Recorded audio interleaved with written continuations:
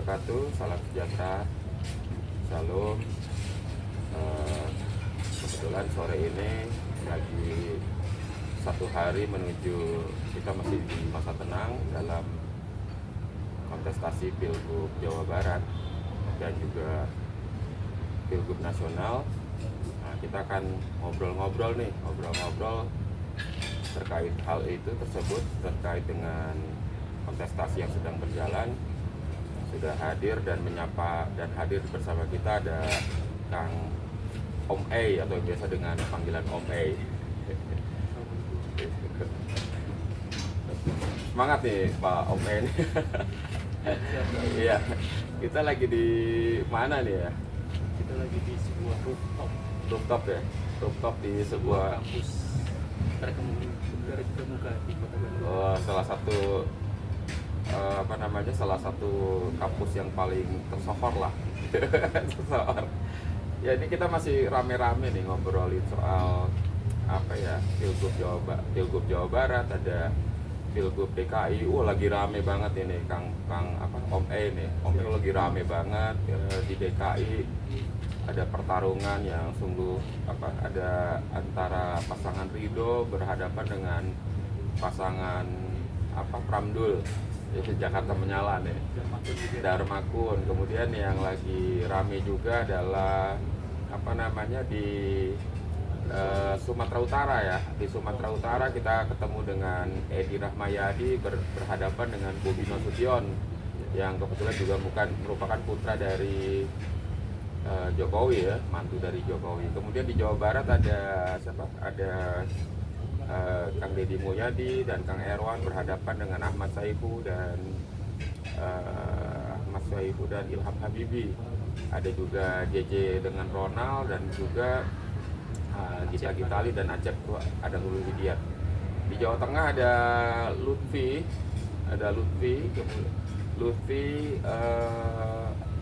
berhadapan dengan Andika Perkasa. Seru tuh ya. Dan kemudian di Jawa Timur ada Risma nih, rame terkait dengan pilkada itu. Jadi suasananya itu sangat rame itu sampai di dalam detik-detik terakhir yang katanya dianggap masa tenang, ini ternyata nggak tenang juga. Jadi sebetulnya masa tegang kan? Iya betul kan, tenang ya. Masa memasuki tanggal 24 hingga tanggal pencoblosan itu dinyatakan masa tenang dan segala macam kegiatan dihentikan. Jadi ini seru Kang Om itu serunya apa sih sekarang itu? Karena ternyata belum selesai nih pertarungan antara antara mantan dan yang bukan mantan. Mantan itu maksudnya dulu kan Jokowi merupakan anak emas dan juga kader PDIP yang kemudian ternyata di pertengahan jalan bersimpang jalan atau mengatakannya beda pilihan ya dengan Ibu Megawati di sini. Ibu Megawati pada saat itu di dalam kontestasi Pilpres memilih Ganjar Pranowo dengan Pak Mahfud, kemudian Pak Jokowi sendiri memilih Prabowo Subianto dan putranya Gibran Rakabuming. Jadi sekarang malah berhadapan-hadapan. Dikiranya pertarungan itu sudah selesai. Pertarungan ternyata berlanjut dalam Pilgub Jawa Barat ya, dalam Pilgub yang mengatasnamakan Kim ya. Atas nama Kim, kemudian juga PDI juga memunculkan calon-calonnya. Dan ini seru. Nah, melihat situasi keramaian seperti itu ya, gimana nih tanggapan dari Om E sendiri membaca konstelasi seperti itu tadi? Ya, justru menarik kan, karena sebagaimana kita tahu kan pada saat pasca Pilpres itu sebetulnya dinamika yang dulu sempat terjadi udah lebih cair ya. Kalau dulu ada tim berhadapan mungkin dengan koalisi perubahan, itu juga berhadapan dengan PDIP juga gitu, koalisi PDIP. Nah sekarang itu muncul tim plus yang terdiri dari pengusung Pak Prabowo pada saat Pilpres ditambah dengan mereka-mereka yang pada para partai akhirnya bergabung dengan pemerintahan seperti PKB, PKS, Nasdem juga dan yang lain.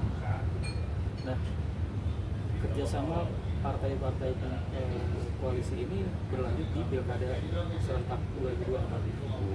Bisa kita ambil contoh kalau di pilkada itu relatif hampir sama dengan di pilpres, karena Kim itu tetap mengusung calon yang diusung oleh Gerindra dan Golkar gitu kan. Kalau mungkin situasi di Jakarta agak beda. Itu kalau Kang Emil itu dari Golkar tapi tetap dalam koalisi Kim dulunya. Iya. Tapi ada tambahan Suwono ya. berasal dari PKS. Oh, dari PKS. Nah, kalau di Banten kan terpecah ya. Ada Bu Airin ya, Bu Airin. Golkar PDIP sama Golkar PDIP berhadapan dengan Andra Sony dan Kim. Gerindra kan Kim. Iya, hal ini menarik. Tapi kalau untuk saya sih sebetulnya sudah agak terbaca gitu. Kira-kira siapa-siapanya yang berpeluang menang besar. Tanpa saya harus melihat daripada hasil survei.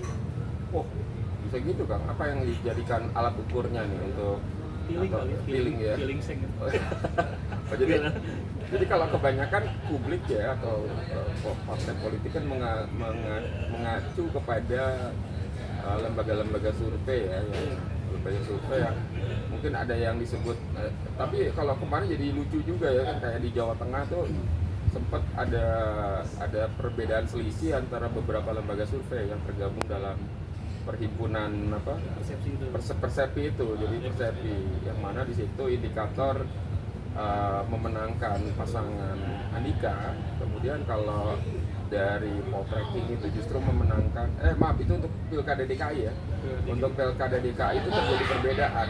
Jadi kalau untuk poltreking memenangkan Suswono, Ridho ya kan, Ridwan Kamil, tapi untuk pasangan tapi untuk indikator memenangkan Ramdul.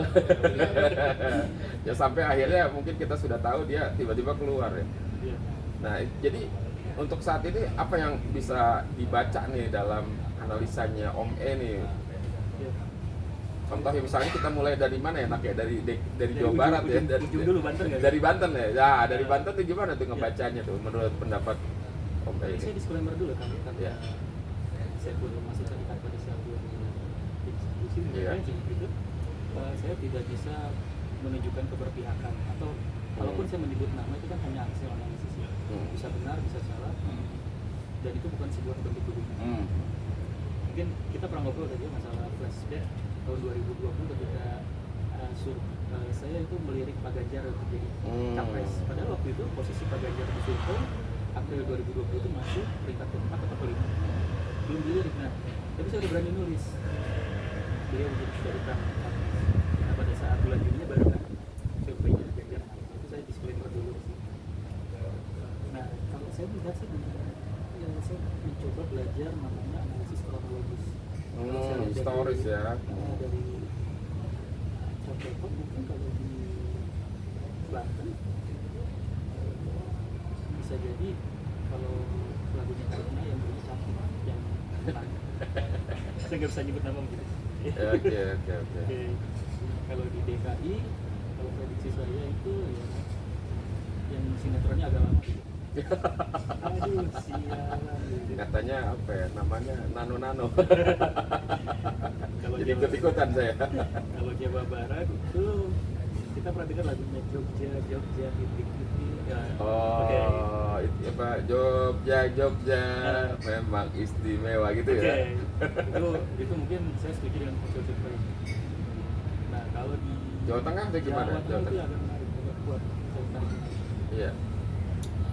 Tapi kalau feeling saya sih tetap yang prediksi saya. Kalau kita waktu kecil suka nyanyi lagu polisi faktanya yang menang mungkin gitu. Yang menang gitu. Kalau Jawa Timur sama kayak lagu anak itu juga Om Pipa, Alium dan apa itu maksudnya? yang namanya dekat dengan Om Pipa ya. Om Pipa. Oke, ya. Menarik ya. Kenapa saya sebut demikian? Ya karena nanti kita akan verifikasi apa apa yang saya sampaikan Iya. apa yang kita bahas hari ini dengan hasil besok mungkin di quick count atau bahkan penetapan nanti di KPU itu ya kita di saya lagi prediksi ini kan hanya hasil ya Oke. bukan mendahului Tuhan, apalagi saya dapat ilham atau dapat wahyu dari buah apa gitu enggak. Tapi memang ini hanya sekedar hasil perenungan aja. Kira-kira siapa nih? Iya. Kalau Jawa Barat gampang banget dibacanya karena memang mayoritas masyarakat warga Jawa Barat mungkin suka pada figur seperti apa. Iya, iya. Hasil survei pun terlihat siapa yang unggul sinkron. Iya. Mungkin karena saya bukan dari DKI, saya bukan dari saya baru bisa menganalisisnya dari luar. Kalau kita baca Jawa Barat ya, memang kita dapat banyak perhitungan dari beberapa lembaga survei yang memang memberikan catatan baik ya, atau catatan perhitungan survei yang cukup tinggi untuk Kang Deddy Mulyadi dan Kang Herwan. Apa bisa dibilang bahwa bahasanya udah bukan menunggu hasil quick count lagi ya, sebenarnya tinggal menunggu penetapan pemenang ya kalau bahasa di Jawa Barat. Apa bisa dibilang begitu? Oh baik. Ya memang kita nggak bisa mendahului Tuhan, ya kita juga punya partai sendiri. Nah, kalau misal memang ya realita di lapangan siapa yang paling dikenal di masyarakat Jawa Barat figur A yang akan dipilih, karena kan orang kadang praktis terus yang lain nggak kenal kan udah ini aja deh. Iya. Nih Om nih lucu nih kan salah satu kompetitor dari Kang Deddy Mulyadi ini kan berasal dari institusi pengusungnya kan PKS ya. Iya. Yang terkenal lah di kalangan semua politisi, partai politik, bahkan publik juga mengakui gitu loh soal keeksistensian sebuah mesin politik. Mesin partai. PKS ya, mesin partai. Dengan apa kemarin pada perolehan pileg kemarin PKS itu mendapatkan di luar dugaan 2.800.000. Fakta satu. Fakta kedua bahwa PKS itu pernah 2 kali merajai Jawa Barat ya, waktu di masanya Ahmad Heriawan dua kali berkontestasi dan menang. Nah, ada kemudian perhitungan bahwa walaupun misalnya hitungannya sangat tinggi, tapi nggak cukup militan nih, nggak cukup strong nih katanya yang namanya pemilih Kang Deddy Mulyadi, sehingga banyak yang berandai-andai butuh sebuah gempa politik, butuh sebuah tsunami politik yang itu justru bisa menjadi batu penghambat kekalahan dari Kang Deddy Mulyadi. Termasuk bahkan salah satu perhitungan cuaca hari ini yang beberapa hari ini hujan terus nih. Iya. Kota Bandung hujan, mungkin Jawa Barat lah pada umumnya ada banjir. Bukan banjir ya, mau debit airnya cukup keras ya. Itu sampai genangan di rumah air saya sampai tinggi banget itu. Itu curhat ya. Itu curhat ya. Mungkin nanti kalau ada yang menang tolong dibantu rumah saya. Curhat aja pasar lo. Yang mau saya katakan di sini, bagaimana sih perhitungannya apabila memang terjadi nih, misalnya pada tanggal 27 itu sepanjang hari hujan, apakah itu bakal berdampak signifikan bagi suara-suara Kang Deddy nanti? Kalau orang meyakininya, PKS semua pasti karena dia punya semangat jihad yang tinggi sehingga berangkat ke TPS untuk memenangkan calonnya. Nah, menurut Om sendiri gimana tuh membacanya gitu? Tidak terlalu berpengaruh. Tidak terlalu menarik. Tidak terlalu berpengaruh, kecuali mungkin ada badai angin topan yang nggak bisa bikin kita ke TPS ya. Kalau kata orang Sunda dua hari gelap bisa kita bisa jadi. Tapi kalau cuaca seperti ini oke. Jadi hujan itu bukan salah satu penghambat untuk masyarakat menuju TPS untuk memilih Kang Deddy Mulyadi. Kalau bicara dari kata akan tentang tsunami politik, nah mungkin terjadi di tetangga provinsi kita kan, yang cagupnya itu KPK. Nah, itu bisa jadi sangat itu jadi tsunami politik ya apabila ada kejadian di Bengkulu ya, kejadian di Bengkulu terjadi OTT penangkapan di KPK ya. Oke, jadi bisa kita agak sedikit berbesar hati ya buat para pendukung Kang Deddy, tim pemenangan. Jadi untuk masalah cuaca nggak ada masalah ya. Kalau misalnya masalah hujan mau deras pun pasti pendukung Kang Deddy Mulyadi ini akan militan yang menuju TPS. Ya bisa ditanyakan nanti langsung sama pendukung yang ada. Karena kalau saya nggak Jadi bisa enggak, menunjukkan tadinya itu. saya mau menyarankan gitu kepada tim ya kan, tim pemenangannya Kang Deddy untuk menghadapi cuaca yang disebut apa? Ya kalau bisa kita nyediain pawang lah. Saya nyediain pawang di Jawa Barat untuk ya sementara sampai jam 1 siang untuk menghentikan hujan. Oke, kita ke Jawa Tengah nih Kang, Jawa Tengah. Jawa Tengah ini beberapa lembaga survei bicara berbeda nih SMRC, walaupun memang di perhitungan itu memenangkan Andika Perkasa. Bahkan di Jawa Tengah itu Andika Perkasa yang didukung oleh PDI Perjuangan berhadapan dengan Lutfi. Lutfi itu yang didukung oleh Kim Plus. Nah, di dalam perhitungan itu terjadi selisih yang nggak terlalu cukup signifikan, itu masih di margin error ya. Di kalau nggak salah itu digitnya cuma nggak lebih dari 1%, 0,8 kalau nggak salah. Jadi selisihnya itu tipis banget gitu.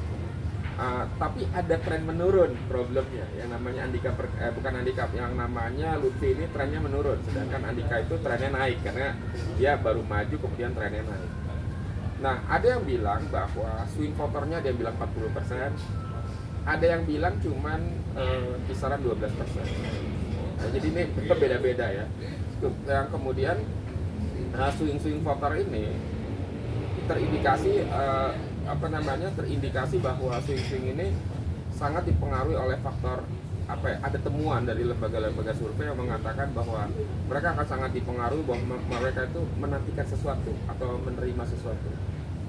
Nah, kemudian bahwa berbeda dengan konteks DKI dan Jawa Tengah. Jawa Tengah itu apa ya, pengaruh Pak Jokowi ini masih cukup relevan gitu, masih cukup besar karena mungkin bentuk serangan-serangan campaign negatif yang dilakukan terhadap Jokowi ini nggak sampai, karena ya mungkin ke tingkat keterimaan informasi ya di masyarakat Jawa Barat. Nah, tadi kan jadi ada image bahwa pertarungan itu antara coklat dan hijau ya. Tadi kan ada coklat dan hijau. Nah, Om membaca ini gimana? Kok tadi kan udah bilang sudah menegak, wah ini mah pasti yang coklat nih yang akan memenangkan kontestasi nih. Padahal ya kalau saya bilang Andika cukup inilah ya, cukup fight ya. Mungkin dari sosok secara fisikly dia lebih menarik ya, karena mungkin gagah ya kan, wajahnya juga lebih ganteng gitu kan. Kalau di media sosial sebenarnya Rambo. Dia Rambo, bahkan dalam campaign negatifnya Sambo versus ini ya. Sambo versus Rambo. Tapi katanya kalau Pak Lutfi itu bukan yang dari Sambo, tapi yang Hugeng katanya. Itu counternya dari kubu gitu ya. Gimana tuh kebacanya tuh? Kalau membaca relevansinya itu kan soal tadi tren kenaikan dan penurunan. Salah satu saya lihat pilgub yang agak sulit terbaca itu Jawa Tengah ya. kan sama-sama kuat, dan dibandingkan DKI Jakarta koalisi Indonesia Maju atau Kim plus daripada di Jakarta sendiri ya, mohon maaf kalau itu. Tapi terbukti misalnya pada saat kampanye akbar terakhir tokoh-tokoh partai hadir aja. Kalau di Jakarta bahkan saya baca beritanya itu ketua partai tidak hadir. Berdasarkan akbar. Itu ya menjadi tanggung jawab. Iya.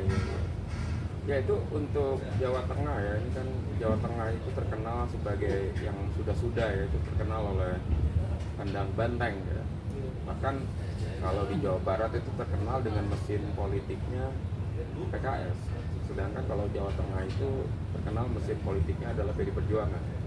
Dia berhasil meraihkan torehan itu 35% dalam pemilihan legislatif.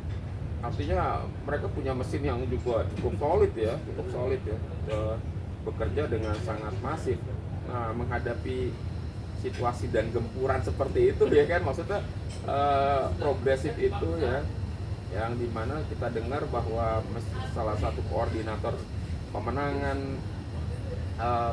itu adiknya Gus Dur kalau untuk Lutfi ya, yang untuk menjahit kalangan Nahdliyin. Jadi menurut Kang Om agak susah dibaca ya memang situasi Jawa Tengah ini ya. Itu dari waktu dulu kita pilpres antara Pak Prabowo lawan Pak Jokowi 2 kali cukup tipis terus kan, Ya. berimbang terus perolehan suara mereka. Bahkan awalnya masing-masing mengklaim kemenangan. Jateng termasuk yang mungkin bisa jadi seperti hanya pilpres dulu sebagai peluang Pak Prabowo. Ya, bahkan sampai Pak Prabowo itu apa ya, kalau disebutnya agak sedikit, kalau bahasa di media agak sedikit paksa ya untuk mengatakan dukungannya ke Lutfi. Ya, bahkan banyak yang menyayangkan dan tidak mungkin Prabowo itu adalah orang yang seperti itu gitu kan. Nah, ya udahlah, nggak apa-apa lah, kita agak bingung membaca peta di wilayah Jawa Tengah ya. Kalau Jawa Timur memang udah apa tadi, Palium Gambreng ya, udah pasti udah bisa dibaca. Coba kita kembali ke apa namanya, ke DKI Jakarta ini. DKI Jakarta ini lagi rame banget, seru banget ya. Bahkan di Jakarta itu terkenal ya, kalau nggak salah itu dulu pengaruh dari seorang Ahok itu atau anak Abah itu lagi kenceng nih apa namanya, memberikan dukungannya pada Pram ya. Akhirnya kan tadinya PKS itu menurut teman-teman survei itu terbelah dua nih, yang disebut kategori anak Abah. PKS ini terbelah suaranya, satu yang memang mendukung ke Ridho dan 50%-nya. Jadi sebelum ada dukungan pun sudah terbelah nih, sudah terbelah. Nah, apakah dampak pengaruh? Nah, sedangkan di Jakarta itu kan memang ada aturan bahwa bisa 2 putaran. Nah, bisa ada aturan 2 putaran. Harus 50+1. Nah, 50/1 nih yang harus didapat. Nah, gimana potensi untuk bisa dapetin dengan masuknya? Sedangkan dapat informasi nih kalau dari kubunya Pramdul ini memang sudah terseok-seok di dalam hal logistik ini kan, sudah terseok-seok dalam logistik. Gimana pendapatnya? Apakah agak berat nih bagi Pramdul ini apabila masuk ke putaran kedua, berat bagi mereka untuk melanjutkan pertarungan gitu loh, karena udah pastilah jauh dari apa ya, dukungan dari pengusaha-pengusaha besar agak berat. Gimana nih ngebacanya? Apa bisa ditembus ke 2 putaran nih, atau 1 putaran bagi Pram nih? Bisa, saya lihat sih sebenarnya apa maksud meremehkan timnya saja. Saya lihat kubunya Pak Pram sama para itu berdua belakangan, baik dari blunder dari lawan politiknya atau kemudian masuknya dukungan dari 2 kutub yang berbeda dulu kan, kutubnya Ahok dengan kutubnya Anies, di mana para relawannya sekarang berada dalam satu kubu yang sama, yaitu kubunya Oh, dulu 2 kubu yang saling berhadapan-hadapan, justru sekarang hari ini justru barengan ya di DKI Jakarta ya. Jadi seru kan? Seru banget di DKI Jakarta, itu sangat seru ya. Maksudnya juga sampai ada kekhawatiran. Nah, kan juga apa ya, pengaruh juga, salah satu juga temuan bahwa masyarakat di kota Jakarta itu masih ada temuan bahwa masyarakat itu ternyata juga masih menunggu juga tuh apa yang disebut dengan kiriman-kiriman atau penerimaan, ya kan, penerimaan. Fajar. Nah, apa yang disebut serangan fajar lah, serangan sore lah, serangan subuh lah ya.